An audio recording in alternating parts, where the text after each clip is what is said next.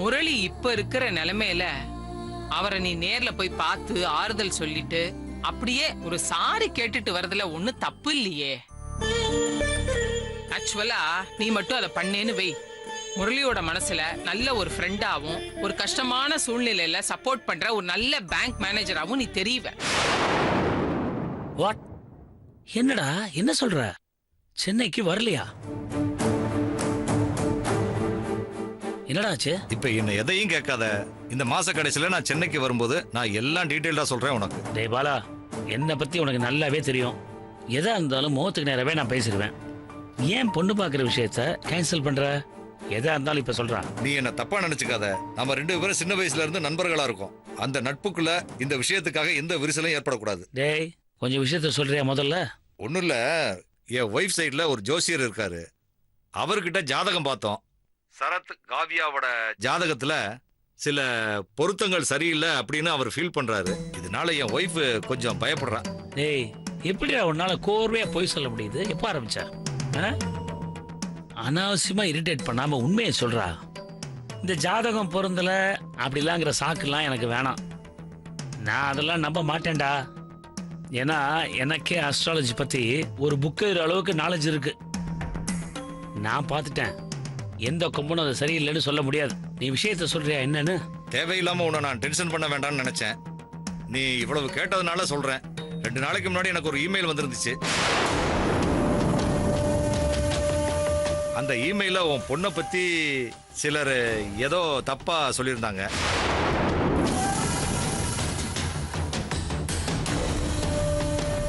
நான் இதை நம்பல. ஆனா என் மகன் இந்த இமெயில பார்த்துட்டான். பார்த்த உடனே சில விஷயங்கள் அவன் சொல்றது லாஜிக்கா சரியா தான் இருக்கு. 100% இதுல உண்மை இல்லைனாலும் ஏதாவது 1% உண்மையா இருக்க போய் தானே இந்த மாதிரி இமெயிலாம் நமக்கு வருது. அதனால என் பையன் வேண்டான்னு சொல்லிட்டான். என்ன நீ தப்பா நினைக்காத. ஓ மெயில் ஐடிக்கு மெயில் வந்துச்சா? ஆமா.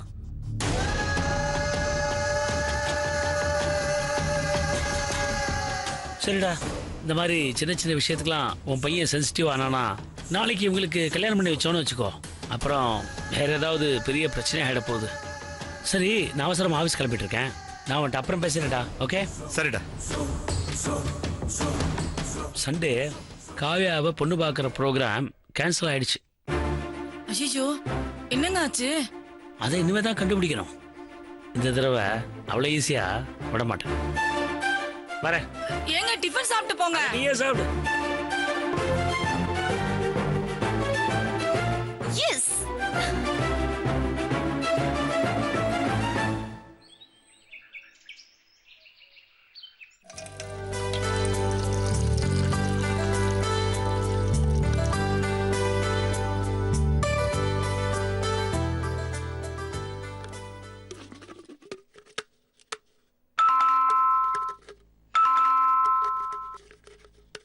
இருங்க வரேன்.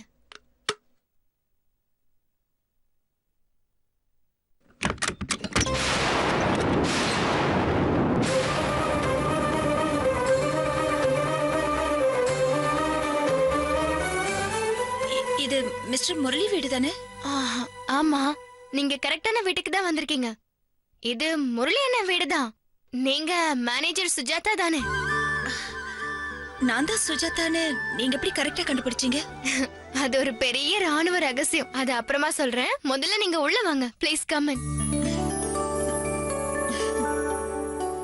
வாங்க மேம், உட்காருங்க. Thank you. மிஸ்டர் முரளி இல்லையா?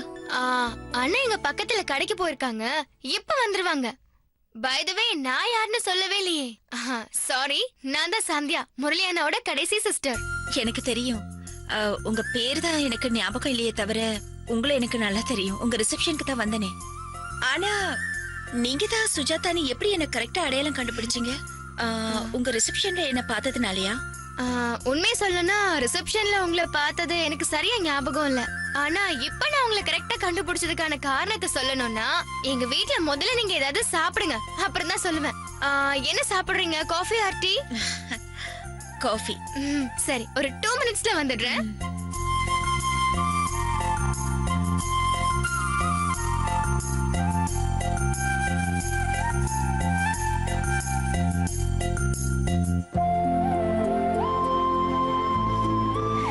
இந்தாங்க மேம். ஐயோ, என்னது இது? 2 மினிட்ஸ் நூடுல்ஸ் மாதிரி இவ்வளவு சீக்கிரமா கொண்டு வந்துட்டீங்க? ரொம்ப சிம்பிள். நீங்க வரும்போதுதான் பாலை நான் சூடு பண்ணிட்டு இருந்தேன். ஓ, இப்ப உங்ககிட்ட பேசிட்டு போறதுக்குள்ள பால் சூடாயிடுச்சு. ஐஸ் வைக்கிறேன்னு நினைச்சுக்காதீங்க. பால் வலது பக்கமா பொங்குச்சுன்னா வீட்டுக்கு நல்லதுன்னு சொல்லுவாங்க. நீங்க வந்த நேரம் அப்படி நடந்திருக்கு. அப்ப நீங்க ராசியான ஆளு தானே? காஃபி சாப்பிடுங்க, ஆறிட போகுது.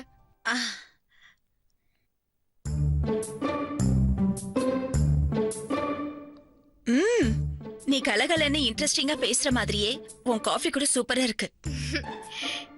என்ன மேடம், இப்ப எனக்கு ஐஸ் வைக்கிறீங்களா? உண்மையதான் சொல்றேன். ஆமா, காஃபி சாப்பிட்டாச்சு. இப்ப சொல்லு, என்ன எப்படி கண்டுபிடிச்ச? விட மாட்டீங்களே.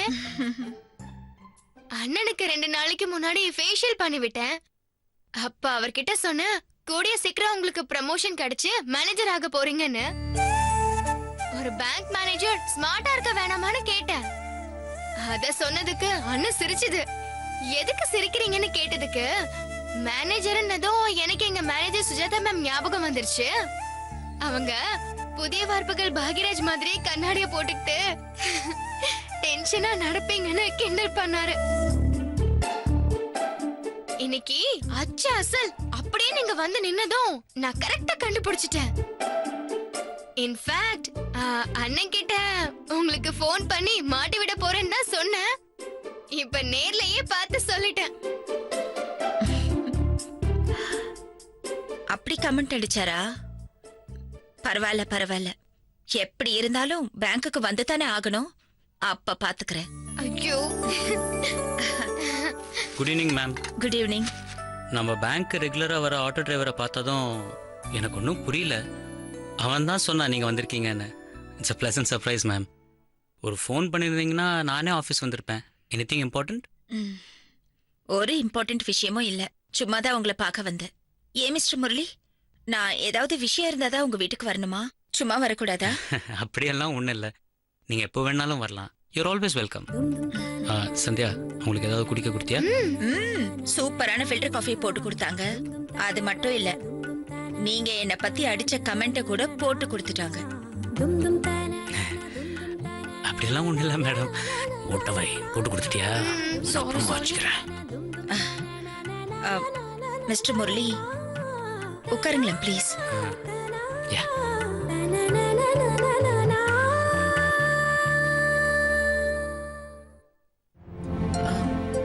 மிஸ்டர் முரளி, உங்களுக்கே தெரியும், பேங்க் ஸ்டாஃபோட பர்சனல் விஷயத்துல எல்லாம் தலையிடுறத விரும்ப மாட்டேன்னு.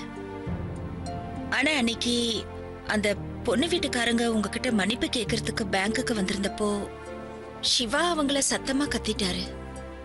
அதுக்கப்புறம் தான் உங்க விஷயமே என் கவனத்துக்கு வந்தது. அப்பதான் உங்க என்கேஜ்மெண்ட் நின்னு போன விஷயம் எனக்கு தெரிஞ்சது. இந்த விஷயம் தெரிஞ்ச உடனே ரொம்ப கஷ்டமா இருந்தது. I am really sorry mister Murali. பெயின்ஃபுல்லான எக்ஸ்பீரியன்ஸ் எப்படி இருக்கும்னு எனக்கு நல்லா தெரியும். அந்த மாதிரி ஒரு பெயின்ஃபுல்லான எக்ஸ்பீரியன்ஸ் எனக்கும் நடந்திருக்கு. அந்த மாதிரி ஒரு பெயின்ஃபுல்லான எக்ஸ்பீரியன்ஸ் எனக்கும் நடந்திருக்கு. என்னோட என்கேஜ்மெண்ட் நின்னு போனப்போ, என் தாத்தா இறந்து போனப்போ, it was a very painful experience mister Murali. இந்த மாதிரி நேரத்துல உங்களுக்கு அட்வைஸ் பண்றது ரொம்ப ஈஸி. ஆனா அத அனுபவிக்கிற உங்களுக்கு தான் அதோட கஷ்டம் தெரியும். ஆனா நேரமும் காலமும் அதோட வலிய கொஞ்சம் கொஞ்சமா மறக்க வச்சிடும். அதுக்கான ஒரு லிவிங் எக்ஸாம்பிள் நான் தான். அதே மாதிரி இதை விட ஒரு நல்ல ஆப்பர்ச்சுனிட்டி, ஒரு நல்ல விஷயம் உங்க லைஃப்ல நடக்க போகுதுன்னு நீங்க நினைச்சுக்கிட்டீங்கன்னா இதுல இருந்து நீங்க ஈஸியா வெளியில வர முடியும். இங்க பாருங்க மிஸ்டர் முரளி, பேங்க்ல இப்போ யூஷுவல் ஒர்க் தான், எந்த ப்ரெஷரும் இல்ல. நீங்க நல்ல ரெஸ்ட் எடுத்துட்டு எனர்ஜெட்டிக்கா ஃப்ரெஷ்ஷா கிளம்பி வாங்க, சரியா? சந்தியா, டைம் இருக்கும்போது நீயும் பேங்க்குக்கு வா. மிஸ்டர் முரளி, நான் உங்க வீட்டுக்கு வந்ததுல ஒரு நல்ல விஷயம், சந்தியா எனக்கு ஒரு நல்ல ஃப்ரெண்ட் ஆயிட்டா. டைம் ஆயிடுச்சு, நான் கிளம்புறேன், சரியா? சந்தியா, நான் வரேன், ப்ளீஸ் டேக் கேர். சரி. வரேன். நான் அனுப்பிச்சிட்டு வந்துடுறேன்.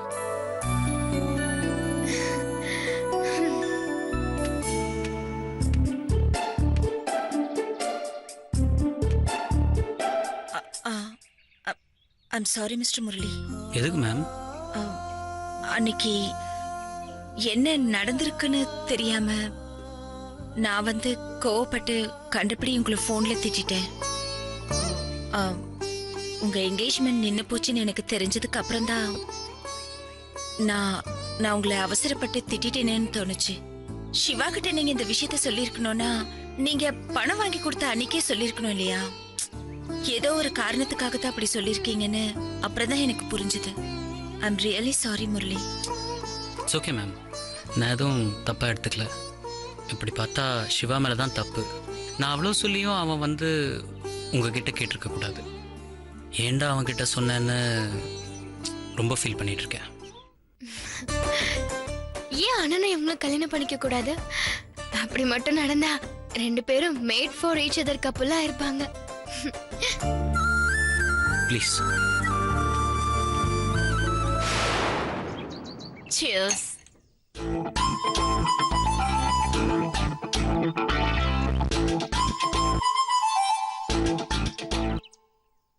ஹே ஹீரோ, சியர்ஸ் சொல்லிட்டு வேடிக்கை பார்க்கவோ கீழே வைக்கவோ கூடாது. Have it. கவ்யா, இன்னைக்கு உன் ஃபேஸ் எவ்வளவு பிரைட்டா இருக்கு தெரியுமா? 1000 வாட்ஸ் லைட்ஸ் பாஸ் ஆன மாதிரி. உன்னை இவ்வளோ எக்ஸைட்மெண்டோட நான் பார்த்ததே இல்ல. உன்னை பார்த்துக்கிட்டே இருக்கணும் போல இருக்கு. மனசு உற்சாகமா இருந்தா ஃபேஸ் அவ்வளவு அழகா தெரியும்பாங்க. அத உன்னை பார்த்ததுக்கு அப்புறம் தான் உண்மையே புரியுது. என்ன விஷயம் காவ்யா? விஷயத்த சொல்றேன். முதல்ல எனக்கு சோடா உடைக்கிறத நிறுத்திட்டு மில்க் ஷேக்கை டேஸ்ட் பண்ணு. ஸ்வீட்டான விஷயத்த கொஞ்சம் ஸ்வீட் உள்ள போனதுக்கு அப்புறம் தான் சொல்லணும். குடி.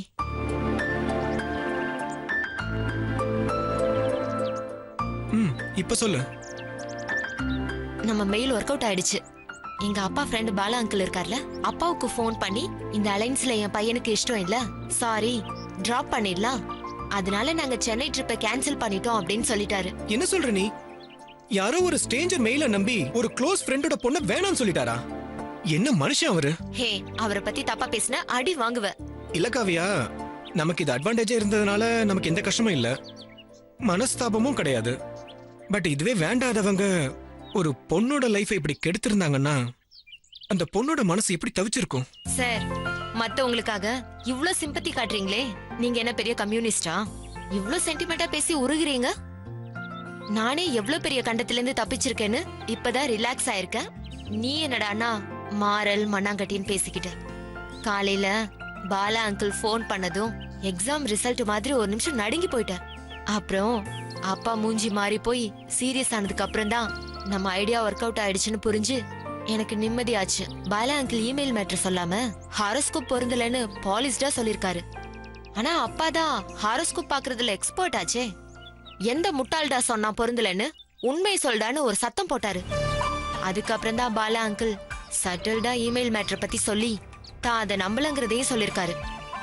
ஆனா அவரு பையன் ஏதோ ஒரு உண்மை இல்லாமல மெயில் அனுப்பியிருக்காங்கன்னு கல்யாணம் வேண்டான்னு சொல்லிட்டானா.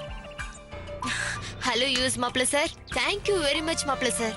காவியா, உனக்கு வர வர எல்லாமே விளையாட்டா போச்சு. அதோட ரிஸ்க் ஃபேக்டரை பத்தி நீ யோசிக்கிறதே கிடையாது. எனக்கு என்னமோ உங்க அப்பா இந்த விஷயத்தை அவ்வளவு ஈஸியா விட மாட்டாருன்னு தோணுது.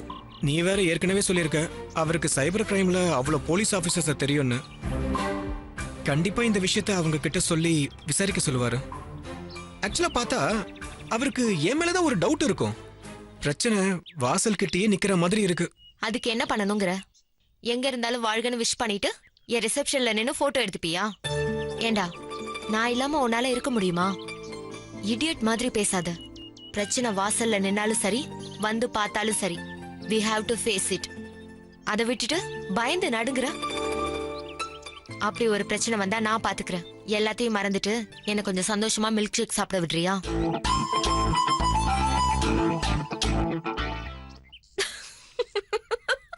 எதுக்கு சிரிக்கிற? சொன்னா நீ திரும்பவும் டென்ஷன் ஆயிடுவ. நேத்து நைட்டு டிவில ஏதோ ஓல்டு சாங்ஸ் போயிட்டு இருந்துச்சு. அதுல கமல் சாங் ஒண்ணு. White colour bell bottom, white colour shirt, ஸ்டேஜ்ல மைக்க புடிச்சுக்கிட்டு என்னடி மீனாட்சின்னு பாடினாரு பாரு. சட்டுன்னு எனக்கு ஓ ஞாபகம் தான் வந்துச்சு. அன்னைக்கு அந்த லூஸோட என்ன நீ பாத்துட்டு இப்படிதான் நீயும் மொட்டை மாடியில நின்னு புலம்பி இருப்பியா, இல்ல பார்ல போய் தண்ணி அடிச்சிட்டு ரோட்ல நின்னு திட்டிட்டு இருந்திருப்பியான்னு யோசிச்சேன். சிரிப்பு வந்துருச்சு. என்ன ஓட்டுறியா? அன்னைக்கு ஏதோ மூட் ஆஃப்ல இருந்தேன், அதனால சைலண்டா இருந்தேன். நான் மட்டும் ஓட்ட ஆரம்பிச்சேன், நீ தாங்கவே மாட்ட. பாத்துக்க. பார்க்கலாம் sir. Oh my God, oh my God. என்னாச்சு? அன்னைக்கு ஒரு லூசை நான் பார்த்தேன்னு சொன்னேன்ல, அது அங்க நிக்குது. Think of the devil. இப்ப நம்ம ரெண்டு பேரையும் பார்த்துட்டு இதை எங்க அம்மா கிட்ட வத்தி வைக்கிறது மட்டும் இல்லாம பேசியே பிளேடு போட்டு கொன்னுரும். டக்குன்னு எஸ்கேப் ஆயிடலாம். வா. ஏய், மில்க் ஷேக்கு பே பண்ணிடு. சீக்கிரம் வாடா. வா வா வா வா.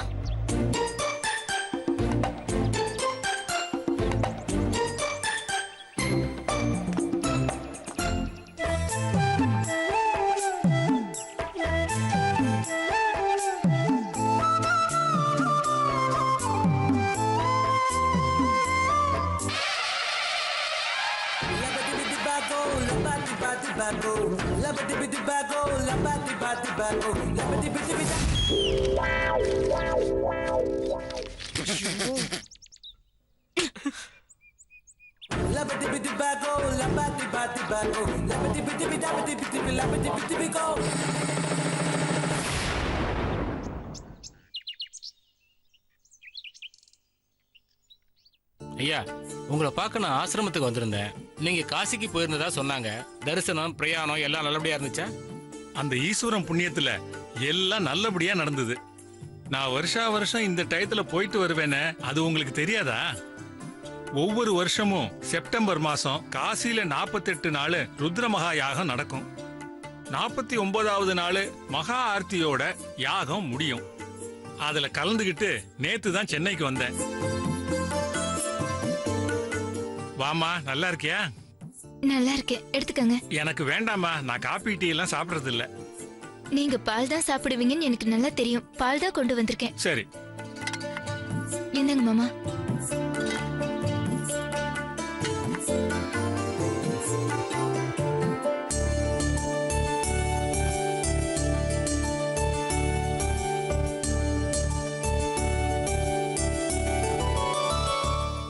நீங்க ரெண்டு பேரும் ரொம்ப கொடுத்து வச்சவங்க.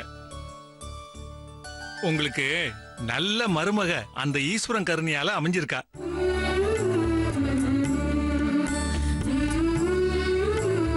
ஏமா, எவ்வளவு நாளைக்கு தான் இவங்களுக்கு வேலை கொடுக்காம வச்சிருக்க போற? சீக்கிரமே உங்களை தாத்தா பாட்டி ஆக்கி வேலை கொடுக்க வேண்டாமா? பெரியவங்க நீங்களாவது சொல்ல வேண்டாமா? வேலையே செய்யாம இப்படியே காலத்தை ஓட்டிலான்னு இருக்கீங்களா? அப்படிலாம் இல்லைங்க. அந்த காலத்துல கல்யாணம் ஆன முதல் வருஷத்திலேயே குழந்தைய பெத்துக்கணும். இல்லைன்னா ஊர்ல 4 பேர் 4 விதமா பேச ஆரம்பிச்சிருவாங்க.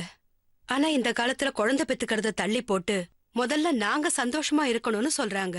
நாம என்ன பண்ண முடியுது? இப்படி சொன்னா எப்படிமா? பெரியவங்க நாம தானே நல்லது கெட்டதை சொல்லி வழிகாட்டணும்.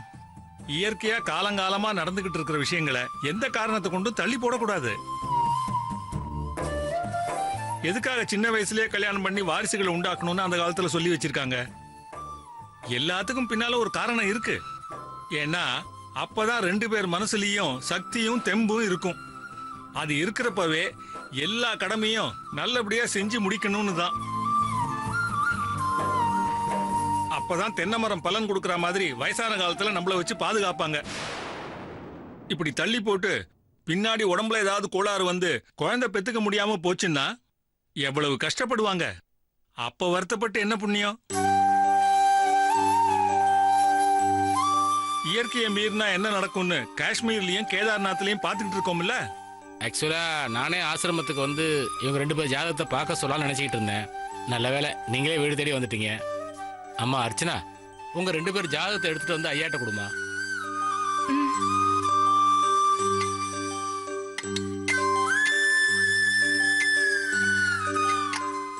உங்க பையன் பிசினஸ் எல்லாம் எப்படி போயிட்டு இருக்கு? உங்க ஆசீர்வாதத்தாலையும் அந்த ஈஸ்வரன் கருணையாலையும் எல்லாம் நல்லபடியா போயிட்டு இருக்கு. நாங்க இந்த வருஷம் முடிஞ்சா ஒரு வாட்டி காசிக்கு போயிட்டு வரலான்னு இருக்கோம். நல்லது. இந்தாங்க.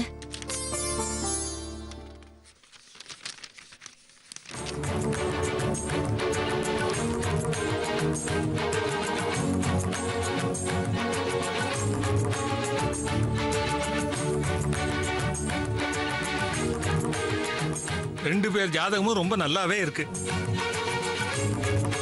ஆனா ரமேஷ் ஜாதகத்துல புத்திரகாரகத்துல குரு கெட்டு போயிருக்கான்.